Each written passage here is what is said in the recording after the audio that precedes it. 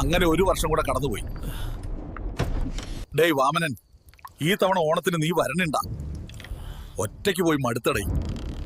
എടാ നീ വിഷമിക്കണ്ട, നിനക്കുള്ളത് ഞാൻ സെറ്റാക്കി തരാം. ഇത് കഴിഞ്ഞ് നമുക്ക് നേരെ ടാസാജി പോയി ഒരു അടിപൊളി മന്തി അങ്ങ് കഴിക്കാം. ഇനി കുറെ നടക്കണോ?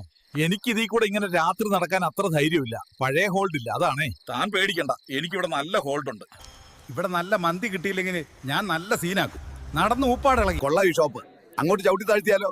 പാതാളത്തിൽ നല്ല മന്തി കിട്ടും. ചവിട്ടി താഴ്ത്തുന്ന ഒറ്റ വിചാരമുള്ളൂ, ഞാൻ ബില്ല് കൊടുത്തിട്ട് ഇപ്പൊ വരാം. ഹലോ, ആ വാമനൻ ടാസാജിലിരുന്ന് മന്തി കഴിക്കുന്നുണ്ട്. ഇപ്പൊ വന്ന എന്നെ പണ്ട് ചവിട്ടി താഴ്ത്തിയ കേസിൽ അറസ്റ്റ് ചെയ്യാം. Mister Vamanan, you are under arrest.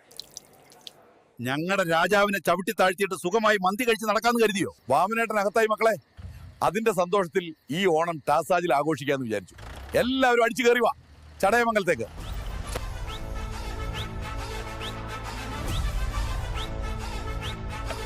ഇവിടത്തെ ശിക്ഷ കഴിഞ്ഞാൽ ഞാൻ ആദ്യം ടാസാജിലേക്ക് പോകും. ഞാനൊരു മന്തി അഡിക്റ്റായി മക്കളെ.